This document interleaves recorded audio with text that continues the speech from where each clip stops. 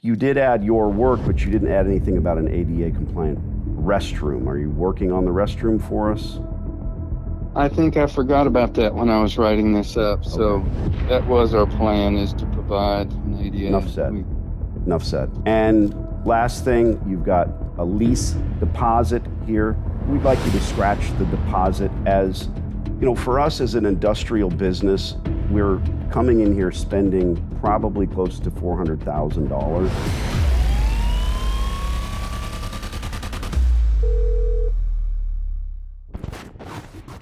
This is Jim. Hey, Jim, Danny, staring at this laundromat lease. Casey and I going over. How are you, buddy? Good. How about you?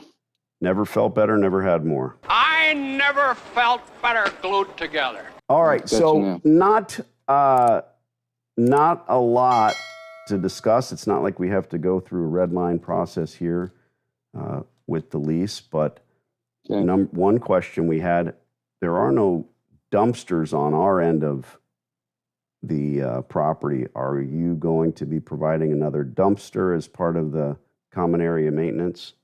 Those have always been handled directly by the tenants, and I don't know if the city does trash service or if it's all private contractors. Okay. So there used to be one there, and whoever did the service came and got it. So yeah. Okay. So we're going to be responsible. You can call City Hall and ask them if they do it or who they recommend. Yeah, good. Okay, we will take that. And yeah, I mean, I'm hoping obviously it's not an additional charge, but if you don't do that and it's not part of CAMS, so be it. Another thing, we're going to send you back this. It's not really red lines, but we've highlighted some. How do I put it? Some of the articles regarding what we are responsible for moving forward are also same set items that you're going to be taking care of in the beginning, such as, lighting and glass, et cetera, because we're going to take the, right. So I know you know that, and this is part of the boilerplate lease, and we do go over it with a pretty fine tooth comb. And at the end of the day, I've done so many of these, I don't really want to spend the money on a lawyer for sure. So we have to look at it pretty carefully. And maybe we just put an addendum that those are items moving forward. And you did add your work, but you didn't add anything about an ADA compliant restroom. Are you working on the restroom for us? I think I forgot about that when I was writing this up. So that was our plan, is to provide an ADA. Enough said. Enough said. We can put that in the. And last thing, again, looks like boilerplate. You've got a lease deposit here. It's a small deposit, but we'd like you to scratch the deposit as I ain't coming out and you ain't coming in, and that's the way it's gonna be all day. For us as an industrial business, we're coming in here spending probably close to $400,000. It's no slap in the face that you want deposits from tenants who are coming in short term, but we're not going to return this place with clean drapes and carpets. So we always like to start with your work, our work, and obviously it looks like boilerplate. But if you would line through the deposit, Casey comes and signs this thing ASAP. Okay. Well, we'll need some financial information. Just of course. Make sure you guys are solvent and have the cash to do that. Problem. If we're going to spend $50,000 to get our end of it done, we'd like to make sure you guys. We'd love to have you come and look at existing locations as well. So we'll put that together if you care to spend a couple of weeks looking at our stores. All right, good. I'm glad to speak to you once again, and our door's always open. As I said, you coordinate with Casey and we'll get this thing signed. Thanks, Jim. Sounds good. Thank you. Cheers. It's a lot harder when you're trying to scratch a $50,000 deposit when you get to that moment and you say your piece. But part of the psychology is, right, start with a small thing. What about the dumpsters? And he said, basically, I don't pay for them. I don't know if you missed that because I dropped you. But yeah, that's fine. Yeah. And I want to tell you, it really doesn't feel any different when it's $1,200. It's the same sort of heart palpitation where you say, well, we're not going to give you any money. We're not going to come in there. And, imagine your first apartment or the first car you ever rented. You have to use a debit card to rent a car until you get the gold card, right? I mean, they want to make sure you have money in your account. It's a weird thing. You can't just go rent a car. You can't just go stack the thing up. And I don't have insurance on my rental cars no matter where I'm at in the world, because I'm like, no, I use a gold card. If anything happens, it's on the card. It's automatic. I know that. Back then, I didn't know. And you just kind of give them the money. And whether it's, again, typically these deposits are in the tens of thousands of dollars, but you can watch my live videos and I can yet again rubber stamp. I say the thing, I shut up. All I want him to hear is silence. And that's harder on them than it is us. And he just, all he said is, I got to see financials. All right. Yeah. Great. I don't know. That's a given anyway. With some landlords, I don't think that was a trigger for him to say that. It's just, well, do you think we don't have the money? I'm not going to be a dick to this guy because I mirror people. Yeah. He's a cool guy. He talks a little slower, a little quieter. I'm going to do the same thing. And, if he was some New Yorker, he's fast talking, he was trying to give me shizzy, and he says, well, we're going to have to see financials. I said, oh, you didn't think I don't have $1,200? Wipe my ass with $1,200 bills. You prick. So, what's the steps to that and whatever financials need to be seen? He's got to ask for it. But he might not, knowing him, he might not even do that. He says, I've got to spend $50,000. Yes, he's investing $50,000 in you, and you're investing nothing, right? That's the real deal. But he would have, let's be honest, he would have had to spend the $50,000 no matter what type of tenant comes in, unless it's a complete idiot. Unless the previous tenant would have sold this laundromat, then what? Oh, they sold the store to a moron for $300,000. Guaranteed they would have paid first and last month's rent and a deposit and probably paid twice what you're paying because they don't know any better. Yeah. I did do some more research after we talked last week, and in our area there's all the small town you're from ABC and it's Facebook page, and tons of comments about him being slumlord and overcharging rent and never works with the people and everything else. I love that. I'll never unless I have to, but so far so good. Well, you know why that's funny to me? Because if he deals with someone ignorant of the process, and ignorant doesn't mean stupid, if he deals with someone who's a good dentist or a great dog groomer or has 37 cousins that want to do nails, they might have a great business plan, but they don't know anything about leases. The difference is with you, i.e. me and our team, when we made the call, he knew right away, like, well, I'm not going to try to run roughshod over this guy. He knows what he's talking about. Yeah. And those folks that go online or go to Reddit and start bitching about a landlord, come on, give me a break. That's just silly. He's a slumlord. That's not a nice word, even though I use it quite often. All right. For those out. So you're done. I mean, all it took was a 2-minute phone call to say X, Y, and Z, and you got yourself probably another $5,000-$10,000 in restroom, and that's it. At the end of the day, I want you to keep me/us in the loop. It's odd to me when we get to this point and I don't even get a photo of the handshake or I know it's awkward to go in and say to the landlord, hey, let me get a picture, especially when you're a high roller with so many locations, right? I mean, this is your second free laundromat, but keep in touch. I mean, I'm not going anywhere. I'm here to help you if it's 5-6 years from now, referencing, a break-in that's got you all down because it's Christmas Eve. Well, that's when people break in. That's when the dopers need the money. They got to buy Christmas presents too, believe it or not, or get themselves something nice. What else? Questions?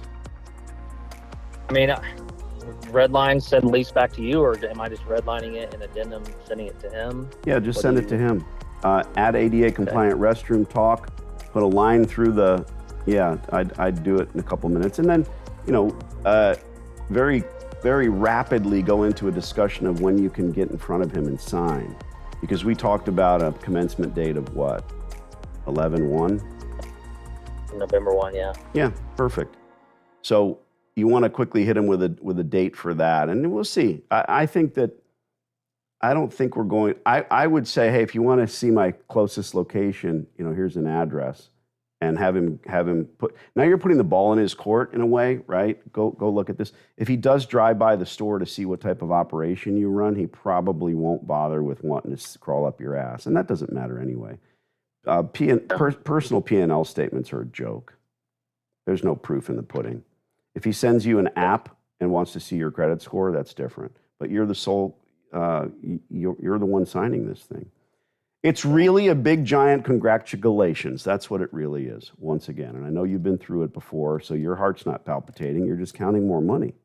I certainly accept it. That is fact. Yeah. Well, I don't want to put fucking words in your mouth. How do you feel, Casey? Compared to your first free laundromat? I'm more excited about this one than I was nervous about the other one, because the other one's a little bit smaller. It's on the low end of your specified parameters machines. Yeah. For now, I'm working to build that up. But this one's going to be exciting, like legit exciting, because it's the only one in the town. It's got the size. It's going to be a good one. Today is Wednesday. You know what today is? Today is my anniversary, of all things. Your anniversary? What'd you do? That's correct. What's his name? I never knew you were married. Well, John, it ain't something I like to talk about. I came to my job, hope to never come back. I signed a laundry lease. Your anniversary of what? Of my wedding, wedded wife. Okay, I thought. Yep. Okay, congratulations. What was I going to say? Oh, so you are lease number 3 in 2 days, signed, sealed, delivered, and it was 6 last week. So that's down from, no, that makes 1 a day for the last 9 business days. Not too bad. Yeah, man, it's a lot. And, you know, I want to congratulate you, honestly, for being a hard charger. I don't mean that you get on the phone, you scream and yell, or you jump up and down, but you do the work, right? You find the prospects, you put them in front of me. I would love to do this again. You know, the way that I work is it's a very, very small fee when you get to this point, but I'm not going anywhere. Whether you want me to continue to make calls or not, I'm saying this to you, and it's sincere, obviously, and I'm saying it to the cheap seats on the YouTubeinator, that I talk to decades-old clients when they have a laundromat, right? There's no expiration to my consultations. So obviously, they have a laundry, they've gotten into it. Many of them, they do another lease themselves, or they bring me on board, or they do 2 or 3 other leases, and I find out years later. But when they do have a real question, maybe they're going to CLA meetings, or maybe they're watching me on lives. I don't know. 21 years I've been doing this shit. Consulting, not just owning. I could lie and add to that by how many years I've had stores, right? But no, not really my thing. When I see someone... Well, you do like add all of their keys over the years, and then you can say you got thousands of years. Yeah. But I see through... I love politics. I enjoy world events, and when I'm watching someone lie, it's just so blatantly obvious. There's no, I mean, there are folks that are good at it, but they're probably murdering people in their basement. So this is something that is always going to come back and bite you. And I've told folks, my impetus for doing anything in my life, as bad as it is probably the hatred for the other people that are doing it wrong. Whether it's the industry or now this interjection of these fake gurus, which, no, I'm not going to hit the button. This is a real thing. I'm passionately angry about it because I talk to the people that have given $10,000 to these folks, and they say, "Oh, I'm ghosted. I can't." I'm like, well, why aren't you holding up your phone and making a YouTube video about the realities of this? And that's the thing. That is what lets those people proliferate and continue to legally steal money. If I put a window washing commercial on the local radio station, right, I have to say, results not typical. But on the internet, I do whatever I want until I get caught. If you see a 20-year-old kid who says he, she, they, them are running Laundromats and want to teach you how to buy laundromats. Okay. Sadly, that algorithm is providing their presence into your universe because they pay for the adverts. That's the difference. So now you see that ad, you give them $300, $10,000, and then you start to be suspect. Well, oh, wait a minute. I thought I was going to be talking to he, she, they, them, and now I'm looking at nothing but others in a group chat, right? Imagine if all I did was put up this chat and you guys get to talk to. I get mad when you talk amongst yourselves. You know me. I'm like, hey, stop talking over there. I'm the one in charge of this discussion. But I've heard it again and again and again. So it's not just one person saying, oh, I'm disgruntled. I don't like McDonald's. I got bad service. No, it's everyone to a T being misled. And look, I don't want to name names because I don't need the added pressure of having feuds. There are two other individuals who've made, they went on YouTube and then they instantly made hit pieces about me. They kept them up. They're still there because they were so sick and tired of people reaching in and saying, what about Danny? What about Danny? Well, what about him? Let me make a video to show the world. Let me pull back the mask. It was mean. Please, yeah. I love Marcus Lemonis's new show. I watched his old show, some of his podcasts. I like the guy. But my wife and I were watching this episode about a dog groomer, and Marcus, he shakes hands nice. He hugs everybody. He's a really thoughtful, intelligent guy. And he's nice and he's kind.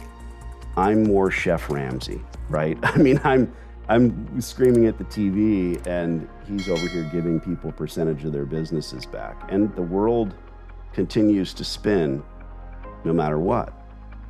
I have folks telling me, hey, I love you for who you are, but those same people really get freaked out when I say, hey, are you gonna fill out the fucking document or what? You know, I mean, oh, don't worry, Danny, I'll never let you down. I'm not upset. I need to move on, right? I need to work with people like Casey that are serious about doing this properly and doing it again and again. I can't ever tell who they are, right? I don't know. We have phone conversations, but you are one of them. So congratulations twice over. Nothing's free. I appreciate right? it. Correct. Nothing's free.